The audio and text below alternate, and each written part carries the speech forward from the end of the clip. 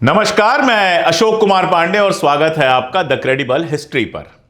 देशभक्ति और देशद्रोह आजकल एक फैशन हो गया है। खासतौर पर मुसलमानों को तो कोई भी शराबी कबाबी भी राह चलते सर्टिफिकेट बांट देता है और वे संघी तो दिन रात यही काम करते हैं जिनके पुरखों ने अंग्रेजी राज में गद्दारी की और आराम से मलाई काटी। यही तो वजह है कि 7 बार माफी मांगने वाले विनायक दामोदर सावरकर वीर हो जाते हैं और उसी अंडमान की जेल में 20 साल सजा काटकर शहीद हुए मौलवी लियाकत अली को लोग भूल जाते हैं। जिस मुल्ला मौलाना को आदित्यनाथ जैसे लोगों ने गाली में तब्दील कर दिया है, उन्होंने 1857 की क्रांति में बहुत बड़ी भूमिका निभाई थी। फिर चाहे मौलवी लियाकत अली हो या जावेद अख्तर साहब के परदादा मौलाना फजल उल हक खैराबादी। आज से हम शुरू कर रहे हैं एक सीरीज जिसमें आजादी की लड़ाई में शहीद होने वाले कुछ प्रमुख क्रांतिकारियों की जिंदगी का किस्सा आपके सामने तफसील से पेश करेंगे। और इस कड़ी में पहला नाम है झांसी की रानी लक्ष्मीबाई के भाई और 1857 के गुमनाम नायक मौलवी लियाकत अली। आप सोच रहे होंगे आखिर यह कैसे मुमकिन है कि एक मौलवी झांसी की रानी का भाई हो गया। असल में मौलवी साहब के चाचा सैयद दायम अली की शादी महारानी लक्ष्मीबाई के पिता मोरोपंत तांबे की बहन चंचल बाई से हुई थी। आज भी महगांव की दरगाह में चंचल बाई उर्फ चंचल बीबी के नाम की कब्रगाह मौजूद है। इस रिश्ते से मौलवी साहब लक्ष्मीबाई के फुफेरे भाई हुए और यह रिश्ता उन्होंने जिंदगी भर निभाया भी। मौलवी साहब का जन्म आज के प्रयागराज उर्फ इलाहाबाद से 15 मील दूर परगना चायल के महगांव में हुआ था। उनके परदादा काजी गौहर अली शाहजहां के जमाने में खुरासान से हिंदुस्तान आकर बस गए थे। उनके पिता का नाम था सैयद मेहर अली और उनके चाचा सैयद दायम अली, जिनके बारे में पहले बात हुई, वो कुछ वक्त तक अंग्रेजी फौज में रहे थे। बाद में वो भी मौलवी लियाकत अली के साथ शामिल हो गए। बचपन से ही पढ़ाई में तेज मौलवी लियाकत अली जल्दी ही यह समझ गए थे कि अंग्रेज इस मुल्क में हिंदू और मुसलमान के बीच झगड़ा लगाकर अपना राज कायम करना चाहते हैं। वह यह भी समझ रहे थे कि अंग्रेजों को हराने के लिए हथियार चलाने और आधुनिक तरीके से लड़ने का गुर आना बहुत जरूरी है। इसलिए उन्होंने फैसला किया कि अंग्रेजी सेना में भर्ती होकर सबसे पहले यह गुर सीखा जाए, उनके ही तरीके से उनको हराया जाए। यह उनकी प्लानिंग थी और इसलिए वो आर्मी में भर्ती हुए। कुछ वक्त उन्होंने आर्मी में गुजारा, हथियार चलाना सीखा और देखा कि कैसे अंग्रेज अपनी सेना का इस्तेमाल करते हैं। उन्होंने कोशिश की कि सेना से कुछ लोगों को तोड़ा जाए और अंग्रेजों के खिलाफ लड़ाई शुरू की जाए। अंग्रेजों को जब इसका पता चला तो जाहिर तौर पर उन्हें आर्मी से बर्खास्त कर दिया गया। आर्मी से बाहर आने पर उन्होंने अपने खर्च के लिए बच्चों को ट्यूशन पढ़ाना शुरू किया और समाज में हिंदू मुस्लिम एकता के लिए कोशिशें शुरू कर दी। इसी बीच मेरठ से 1857 की क्रांति की मशाल धधक उठी थी। जल्दी ही इसकी आग इलाहाबाद भी पहुंच गई। 6 जून 1857 की रात बनारस से आए विद्रोहियों ने अंग्रेजों की 6वीं जो इन्फेंट्री थी उसके मेस पर हमला बोल दिया। पैदल सेना के जवान भी विद्रोहियों के साथ शामिल हो गए। भारी मारकाट मची तो अंग्रेज 30 लाख रुपए से ज्यादा का खजाना छोड़कर भाग गए। मौलवी साहब ने जब यह देखा कि लूट खसोट पर जोर ज्यादा है तो उन्होंने कमान अपने हाथ में लेकर आजादी की लड़ाई को ताकत देने का फैसला किया। 7 जून से 16 जून के दौरान उन्होंने ब्रिटिश हुकूमत के खिलाफ जिहाद का नारा दिया। खुतबा पढ़ा कि जालिम अंग्रेजी हुकूमत से लड़ना हिंदू और मुसलमान दोनों का फर्ज है। खुद को खलीफा घोषित करने के साथ साथ उन्होंने खुद को सनातनी भी कहा। आजकल सनातन के बहुत सारे मानी हो गए हैं, लेकिन उन्होंने कहा सनातनी का मतलब वो लोग हैं जो ये मानते हैं कि अल्लाह और ईश्वर दोनों एक ही हैं और हम सब उनके बंदे हैं। लोगों पर इसका खासा असर हुआ और जल्दी ही मौलवी साहब ने एक फौज इकट्ठा कर ली।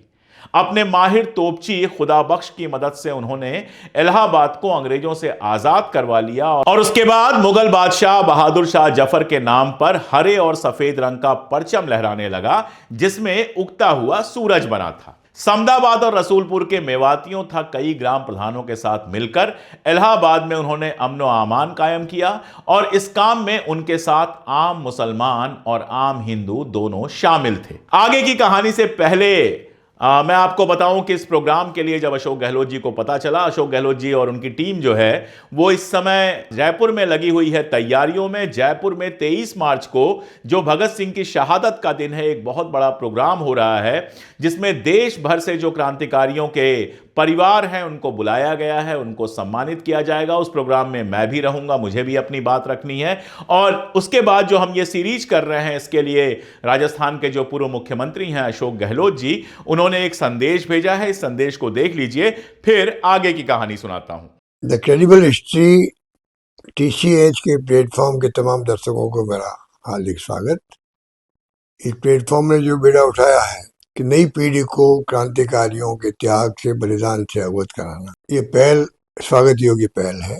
और मैं समझता हूँ कि क्रांतिकारियों की भूमिका इतिहास के स्वर्णिम अक्षरों में लिखी गई है। पूरे मुल्क में फ्रीडम फाइटर्स थे, उनकी भूमिका भी थी। तो क्रांतिकारियों को आज भी लोग याद करते हैं, और जिस प्रकार से आजादी के बाद में उनकी भूमिका को सबने अप्रिशिएट किया। अब तो युग सोशल मीडिया का है, डिजिटल प्लेटफॉर्म का है। उसके माध्यम से आवश्यकता से बात की है कि हम क्रांतिकारी भूमिका को नई जनरेशन तक पहुंचाएं, जिससे कि वो संकल्प ले सके कि किस प्रकार से उन्होंने उस जमाने के अंदर, जब पूरा मुल्क अंग्रेजों की गुलामी की जंजीरों से जकड़ा हुआ था, तब तमाम ऐशो आराम छोड़ करके, घर बार छोड़ करके उन्होंने सब कुछ त्याग दिया। बल्कि भगत सिंह, सुखदेव, राजगुरु ने तो उनकी तरह अनेकों लोगों ने फांसी के फंदे को चूमना पसंद किया। आज वक्त है कि हम कैसे युवा पीढ़ी को ये बताएं किस प्रकार से आजादी के बाद में भी, आजादी मिलना एक बात है, आजादी मिलने के बाद में उसको काम रखना बहुत बड़ी चुनौती होती है। ऐसे अवसर आए थे कि इंदिरा गांधी जी को अपनी जान देनी पड़ी, जो प्रधानमंत्री थी। राजीव गांधी जी शहीद हो गए, पर देश को एक रखा, अखंड रखा। ये जज्बा जब तक देशवासी में नहीं होगा, युवा पीढ़ी में नहीं होगा, तो देश फिर एक अखंड कैसे रहेगा। मेरा मानना है कि आज भी नई पीढ़ी तक ये मैसेज जाएगा, जिससे कि वे ये संकल्प ले सकेंगे कि आने वाले वक्त में हमारी जिम्मेदारी है कि हम कैसे देश को एक रखें, अखंड रखें। यही भावना के साथ में जो अशोक पांडे जी ने शुरुआत करी, पहल करी, उसके लिए मैं उनका स्वागत करता हूँ। धन्यवाद। तो लौटते हैं कहानी पर। इलाहाबाद के खुसरोबाग की जो हवेली थी, उसको मौलवी लियाकत अली ने अपना हेडक्वार्टर बनाया। कारण यह था कि इलाहाबाद में यही एक जगह थी जिसकी दीवारें काफी ऊंची थी, किले की तरह ऊंची थी। यमुना के किनारे था ये, और ये जो कैंप बना था, क्रांतिकारियों का जो कैंप या अड्डा, जैसा भी आप कहना चाहें, जो बना था, उसमें 65 तोपें थी। 400 सिख सैनिकों की एक टुकड़ी थी जो बेसिकली अंग्रेजी फौज में थी, लेकिन उनका साथ छोड़कर आजादी की लड़ाई में शामिल हो गई थी। और इसके अलावा 6वीं इन्फेंट्री के 80 सिपाही भी थे। हिंदू मुस्लिम सिख एकता की यह एक अनोखी मिसाल थी। इलाहाबाद का किला अब भी अंग्रेजों के पास था और वे किसी भी हाल में खुसरोबाग पर नियंत्रण करना चाह रहे थे। इधर मौलाना भी इलाहाबाद के किले पर कब्जा करना चाह रहे थे, जिसमें वो कामयाब हुए, और इस तरह इलाहाबाद आजाद हुआ और उसके किले पर हिंदुस्तानी परचम लहराने लगा। इलाहाबाद 1857 में अंग्रेजों से आजाद करा लिया गया था, और इस लड़ाई के जो नायक थे उनका नाम था मौलवी लियाकत अली। मौलवी लियाकत अली का झांसी की रानी से क्या रिश्ता था, जिनको वो छबीली या छोटी बहन कहते थे, अगर यह समझना है तो एक छोटा सा वाकया जानना जरूरी है।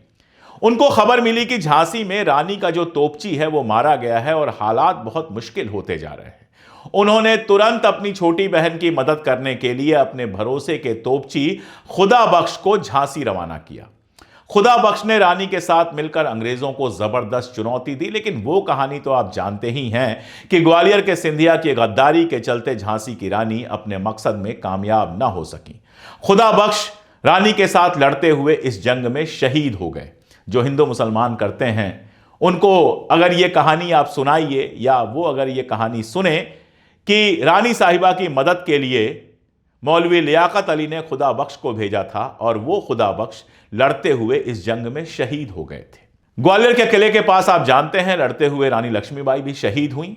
यह खबर जब लियाकत अली को पहुंची तो उनका दिल टूट गया। लोगों ने बहुत मना किया कि आप मत जाइए, वहां बहुत खतरा होगा, लेकिन कहते हैं कि सारे खतरे उठाते हुए भी वो अपनी छबीली बहन के अंतिम संस्कार में पहुंचे और अपनी पहचान छिपाते हुए उन्हें श्रद्धांजलि दी। खैर, आगे की कहानी पर चलते हैं। उधर इलाहाबाद के कब्जे को लेकर अंग्रेज काफी परेशान थे। इलाहाबाद बहुत इंपॉर्टेंट जगह थी और अंग्रेज कैसे भी इलाहाबाद के किले पर दोबारा कब्जा करना चाहते थे। उन्होंने अपने सबसे खतरनाक अफसर नील को इलाहाबाद के किले पर कब्जा करने के लिए भेजा। 17 जून 1857 को उसने इलाहाबाद पर हमला बोला। उसके साथ बनारस से आया हुआ जनरल हैवलाक भी था और दोनों ने भारी तबाही मचाई, गांव के गांव उजाड़ दिए, कीटगंज और दारागंज पर तोपों से हमला किया। अब ये इलाके थे रिहायशी। जब तोपों से हमला हुआ तो लोगों के बीच में भगदड़ मच गई और लोग यहां वहां भागने लगे। पूरे इलाके में दहशत फैल गई। मौलवी साहब ने देखा कि जनता परेशान हो रही है तो इन इलाकों से अपनी फौज को हटा लिया और पूरी फौज को खुसरोबाग पर ही तैनात कर दिया। 16 जून को नील ने खुसरोबाग पर हमला किया। मौलवी साहब के करीबी सरदार रामचंद्र और उनके साथी इस जंग में शहीद हो गए। चौक की शहर कोतवाली पर अंग्रेजी फौज थी और खुसरोबाग में हिंदुस्तानी फौज। टोटल फासला अगर आप देखेंगे तो 500 मीटर से भी कम का था। अंग्रेजों के पास गोला बारूद तो बंदूक फौज सब हिंदुस्तानियों से बहुत ज्यादा थी। लेकिन 500 मीटर का यह सफर तय करने में सुबह से हो गई शाम। दोनों तरफ लाशें बिछ गईं। लड़ाई के बाद इन लाशों की सफाई में महीनों लग गए। 7 नीम के पेड़ों से मासूम बच्चों से लेकर बूढ़ों तक 800 से ज्यादा लोगों को फांसी पर लटकाया गया। इनका अपराध बस इतना था कि इन्होंने मौलवी साहब का साथ दिया था, इन्होंने हिंदुस्तान का झंडा उठाया था। इतिहास में नील को इलाहाबाद के कसाई के रूप में याद किया जाता है। मौलवी साहब अपने कुछ लोगों के साथ किसी तरह से बच निकलने में कामयाब रहे। 10 दिनों की आजादी के बाद एक बार फिर इलाहाबाद अंग्रेजों के कब्जे में चला गया। इलाहाबाद से निकलकर मौलवी लियाकत अली कानपुर पहुंचे, जहां नाना साहब अंग्रेजी हुकूमत के खिलाफ लगातार संघर्ष कर रहे थे। अंग्रेजों से जो 30 लाख रुपए जब्त किए गए थे, जिसकी बात मैंने पहले आपको बताई, ये सारे के सारे पैसे मौलवी लियाकत अली ने नाना साहब को सौंप दिए कि आप लीजिए, हमको लीड कीजिए और आजादी की लड़ाई लड़िए। एक बार सोच कर देखिएगा उस जमाने में 30 लाख की कीमत क्या थी। आज 30 लाख के लिए जाने कितने लोग बिक जाए। उस जमाने में तो 30 लाख की कीमत आज के करोड़ों से भी ज्यादा थी। अगर मौलवी साहब चाहते तो बड़े आराम से कहीं बाहर निकल गए होते और अपनी जिंदगी चैन से गुजारते। लेकिन आजादी का जज्बा ऐसा था कि उसके आगे ना अपनी जान की परवाह थी, ना ऐशो आराम की। जंगे आजादी चलती रही और साथ में अंग्रेजों के अत्याचार भी। चप्पे चप्पे पर आजादी के दीवाने थे तो गद्दार भी। नाना साहब की सेना ने कानपुर में जनरल व्हीलर की सेना को हरा दिया था। यह इलाहाबाद की हार का बदला था।